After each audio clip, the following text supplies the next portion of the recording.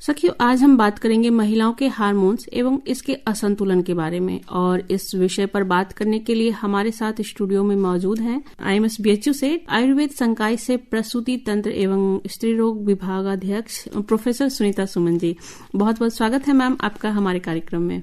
नमस्कार पूर्णिमा जी, और सभी सुनने वालों को मेरा नमस्कार। मैम, जो हमारा आपसे पहला सवाल है, ये जो हार्मोन्स होते हैं ये क्या होते हैं और हमारे शरीर के लिए क्यों इतना आवश्यक है? देखिए, हार्मोन्स जो होते हैं वो एक केमिकल मैसेंजर्स होते हैं, जिसको हम एक रासायनिक क्रिया भी कह सकते हैं, और रासायनिक एक संदेश देते हैं वो बॉडी में एक दूसरे ऑर्गन्स को। जैसे कि जो हार्मोन्स होते हैं सबसे पहले वो जो काम करते हैं वो एक वृद्धि का और विकास का काम करते हैं। शरीर में जो ग्रोथ है, जो डेवलपमेंट होना है, उसका काम करते हैं। और हमें क्या करना है, कब करना है, नहीं करना है, ये जो मैसेजेस हैं वो एक पार्ट से दूसरे पार्ट तक पहुंचाते हैं बॉडी के। तो जो हार्मोन्स है हमारे जो शरीर है उसके लिए बहुत ही आवश्यक है, क्योंकि यदि हार्मोन्स में कोई भी इम्बैलेंस होता है तो बॉडी का कंट्रोल भी अनकंट्रोल्ड हो जाता है, जिसकी वजह से ग्रोथ रुक सकती है, विकास रुक सकता है, या फिर जैसे कि महिलाओं में बहुत सी समस्याएं हो सकती हैं जो कि आजकल देखी जा रही हैं। जी, तो मैम जब ये हार्मोन्स असंतुलित होते हैं तो क्या लक्षण दिखने शुरू हो जाते हैं? देखिए, हार्मोन्स असंतुलन जो होते हैं बहुत सी लक्षण होते हैं। जैसे कि हम महिलाओं में देखते हैं कि सबसे पहला जो लक्षण होता है वो उनका जो मासिक स्राव है वो अनियमित हो जाता है, जिसे हम इर्रेगुलर पीरियड्स कहते हैं। उसमें जो ब्लीडिंग है वो बहुत ज्यादा भी हो सकती है, ब्लीडिंग कम भी हो सकती है, नहीं भी हो सकती है, अनार्तव हो सकता है उसकी वजह से। तो सबसे पहला जो वो लक्षण देखा गया यही होता है। उसके बाद एक हिर्सुटिज्म आपने सुना होगा, उसमें क्या है कि आवाज का भारी हो जाना, बॉडी पे बहुत सारे हेयर्स का हो जाना। जैसे कि काफी पेशेंट्स हमारे पास में आते हैं तो वो कहते हैं पॉलीसिस्टिक ओवेरियन डिसीज का हो जाना, इस तरह की बीमारियां होने लगती हैं, जिसकी वजह से जो है अनियमित रक्तस्राव होता है। जो पेशेंट आती हैं वो कई बार ये कहती हैं कि मेरे चेहरे पर बहुत बाल हो गए हैं, या शरीर पर बाल हो गए हैं, या दाने हो गए हैं, जिसको हम एक्ने कहते हैं। फेस पे भी हो सकते हैं, वो कमर पे भी हो सकते हैं, पेट पे हो सकते हैं, छाती पे हो सकते हैं, इस तरह के एक्ने हो सकते हैं। या फिर क्या होता है कि जो हमारी स्किन है वो पतली दिख सकती है वहां पर, या नमी ज्यादा हो सकती है स्किन पे, ऑयली फेस हो सकता है। जो हमारे नेल्स हैं वो उनकी चमक नहीं होगी, टूटेंगे बार बार, इस तरह के लक्षण हो सकते हैं। या फिर क्या हो सकता है कि कई बार क्या देखा गया है कि जो पेशेंट्स हैं वो वीकनेस है, थकान है, इस तरह की जो है वो भी लक्षण देखने को मिलते हैं। और भी लक्षण है ये, जैसे कि पेशेंट जो हैं वो उनका इनडाइजेशन प्रॉपर नहीं होता है, उनको पेट से संबंधित बीमारियां होने लगती हैं।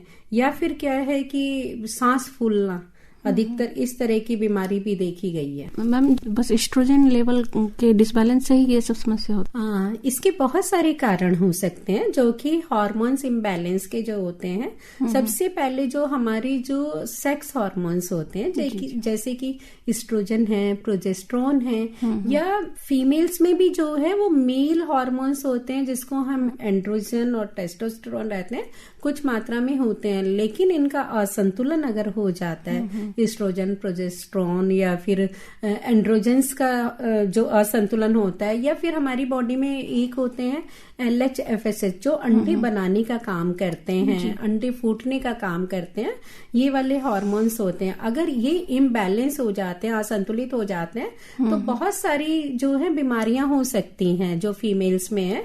जैसे कि देखा गया है polycystic ovarian syndrome, polycystic ovarian disease जो है वो मेनली पाई जाती है कि इसमें क्या होता है पे जो हमारी ओवरीज अंडेदानी जो है उसमें छोटे छोटे छोटे छोटे बहुत सारे जो हैं वो सिस्ट बनने लगते हैं। और वो क्या होते हैं कि जो हमारे ये एग्स होते हैं वो मैच्योर नहीं होते, बहुत सारे छोटे छोटे अनमैच्योर्ड एग्स होते हैं जिसकी वजह से ओवुलेशन नहीं हो पाता है, और उसकी वजह से जो है एमिनोरिया हो सकता है कि मेंसेज का नहीं आना, या फिर हैवी ब्लीडिंग हो सकती है या कम ब्लीडिंग हो सकती है, या फिर इनफर्टिलिटी एक कारण हो सकता है। जो है कि इनफर्टिलिटी क्यों होगी, एक तो एनोवुलेशन हो रही है, साइकिल जो है अंडा फूट ही नहीं रहा है उसकी वजह से, या एस्ट्रोजन और प्रोजेस्टेरोन हार्मोन्स जो है वो प्रॉपर नहीं है। तो ऐसी कंडीशंस में जो है ये जो है असंतुलन के कारण इनफर्टिलिटी हो सकती है। कुछ कशिंग सिंड्रोम जैसे एक कहा गया है कि जैसे उसमें मोटापे में हो सकता है, ओबेसिटी भी एक कारण हो सकता है, फैट हो जाता है। तो इसमें जो है हमारी जो अंतःस्रावी जो ग्रंथियां हैं जिनको हम एंडोक्राइन ग्लैंड्स होते हैं वो जो है एडिक्वेट यानी कि बैलेंस्ड हार्मोन्स जो है वो सिक्रेट नहीं कर पाती हैं। और ऐसी कंडीशंस में बहुत सारी डिसीजेज जैसे कि मोटापा भी एक कारण इसका होता है, उसकी वजह से, या थायराइड की वजह से हो सकता है, जिसमें कि हाइपोथायराइडिज्म और हम हाइपरथायराइडिज्म कहते हैं। इसमें TSH एक हार्मोन होता है जिसका लेवल जो है वो कम ज्यादा हो सकता है इन दोनों में। या फिर डायबिटीज है, उसमें इंसुलिन प्रॉपर मात्रा में सिक्रेट नहीं हो रहा है, तो वो भी एक कारण हो सकता है। एक हमारा खान पान अच्छा नहीं है, वो एक कारण हो सकता है। कोई चिंता है, कोई स्ट्रेस है, एंजाइटी है, डिप्रेशन है, ये सारी जो कंडीशंस हैं, या फिर हम रेगुलर हम एक्सरसाइज नहीं कर रहे हैं, तो इस तरह की प्रॉपर नींद नहीं ले रहे हैं, इस तरह की जो कारण है वो जो है हार्मोन्स को असंतुलन करने का काम करते हैं। जो हार्मोन्स असंतुलित हो जाते हैं मैम, तो क्या इसके लिए कोई डॉक्टरी जांच भी होती है? हाँ मैडम, जैसे कि अभी हार्मोन असंतुलन के लिए आप इसमें रक्त की जांच करा सकते हैं, जो कि ब्लड टेस्ट होते हैं, अल्ट्रासाउंड करा सकते हैं, MRI करा सकते हैं, जिससे हमें हार्मोन्स लेवल का पता चल सकता है और क्या कोई अंदर कोई डिसीज है उसका भी पता चल सकता है।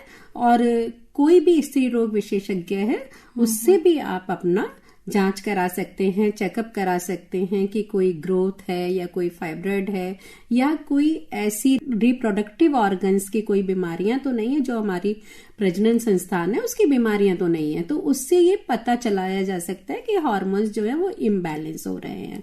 या फिर ब्लड शुगर लेवल है, उसमें डायबिटीज देख सकते हैं आप, थायराइड प्रोफाइल है, वो सारी जांच आप करा सकते हैं।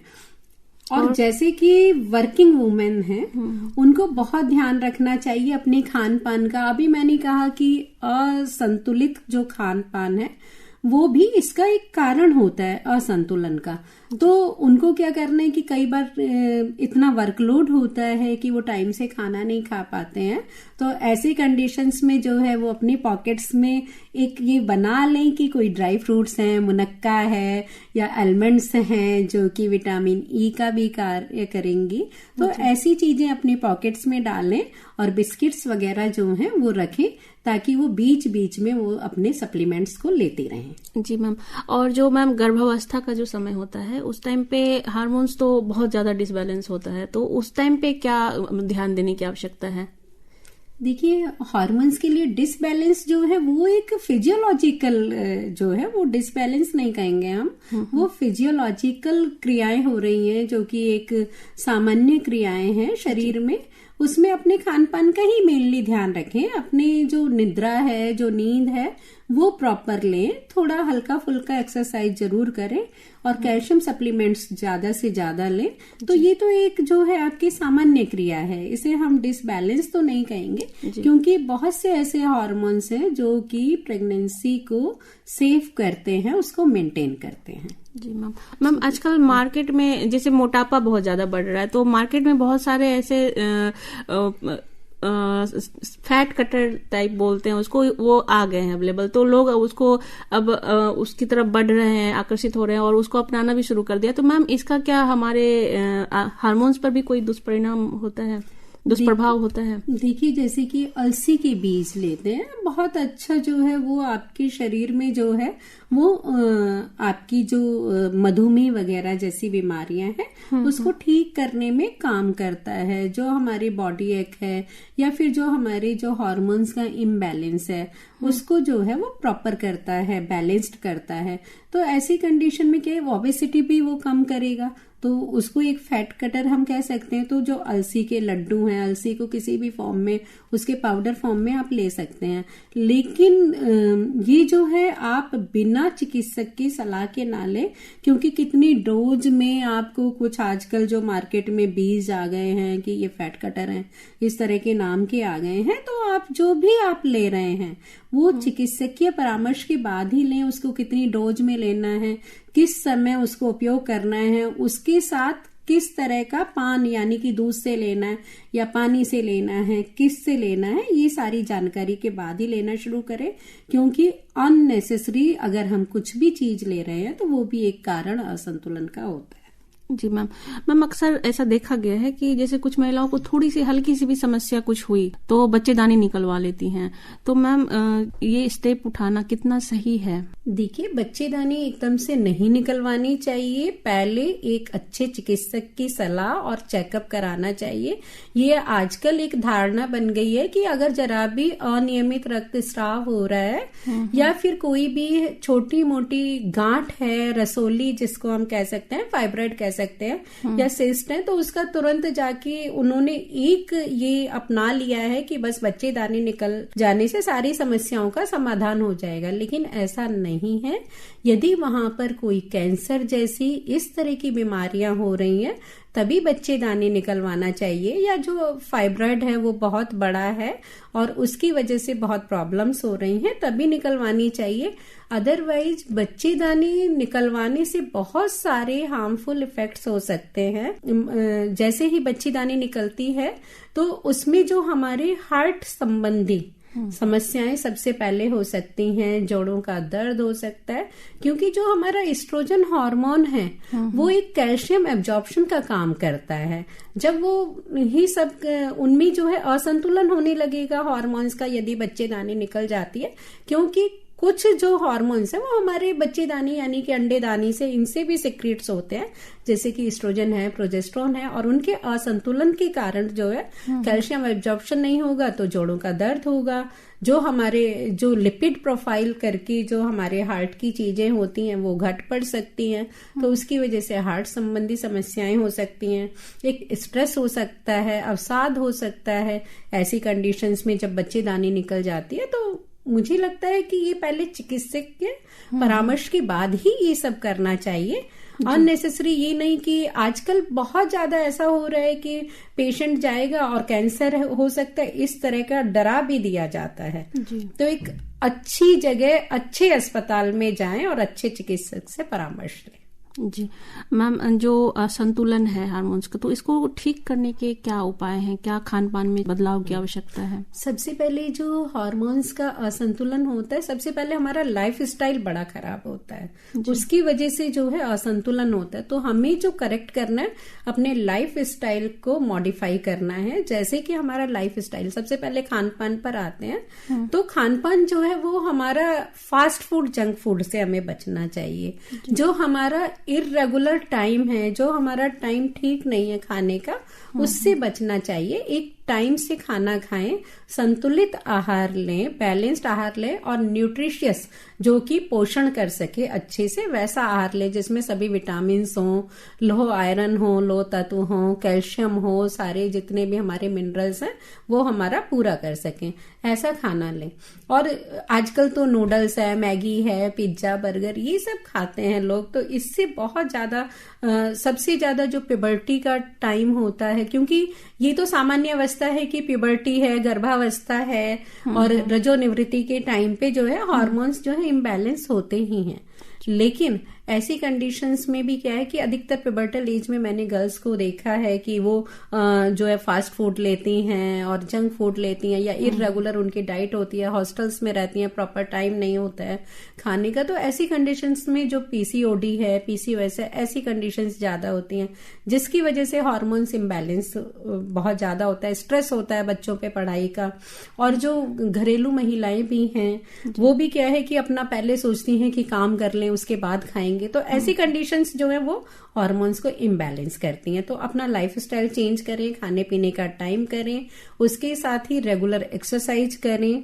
न्यूट्रिशनल सप्लीमेंट्स हैं जैसे कि आलमंड्स है, बादाम ले सकती हैं, अखरोट बहुत अच्छा साधन है, और इसमें जो है पिस्ता है, ये सारी चीजें तो लें ही, सारे फल, हरी सब्जियां, ये सारी जो बैलेंस एक डाइट है वो लें। उसके साथ साथ जो है शतावरी है, शतपुष्प है, आजकल सोया बहुत अच्छा आता है, पालक के साथ हरा सोया बड़ा फायदेमंद होता है। वो एस्ट्रोजन का काम, फाइटो एस्ट्रोजन्स होते हैं उसमें, एस्ट्रोजन प्रोजेस्टेरोन को बैलेंस करता है, संतुलित करता है ऐसे हार्मोन्स को जो सेक्स हार्मोन्स होते हैं। या फिर जो है हमारी जो ड्रग्स हैं जैसे कि अश्वगंधा है, सभी ने सुना है, हरी बीन्स हैं, ये बहुत अच्छा काम करती हैं। और सबसे मेन है कि अपने डायबिटीज अगर है या थायराइड है, इसको ट्रीट कराएं, इसका जो है इलाज। और ये जो है कि प्रॉपर नींद लेनी चाहिए पेशेंट्स को। अधिकतर पेशेंट्स जो हैं चिंता में रहती हैं, अवसाद में रहती हैं, तो ऐसी कंडीशंस में उनमें नींद नहीं आती है। तो कुछ अच्छे से पढ़ें, अच्छा म्यूजिक सुने, संगीत सुने, तो इस तरह से प्रॉपर नींद लें। तो मुझे लग रहा है कि हार्मोन्स जो इम्बैलेंस है वो हम करेक्ट कर सकते हैं। जी मैम, बहुत बहुत धन्यवाद मैम, आपने बहुत अच्छी जानकारी से हमें और हमारे श्रोताओं को अवगत कराया, इसके लिए तहे दिल से धन्यवाद। धन्यवाद पूर्णिमा जी।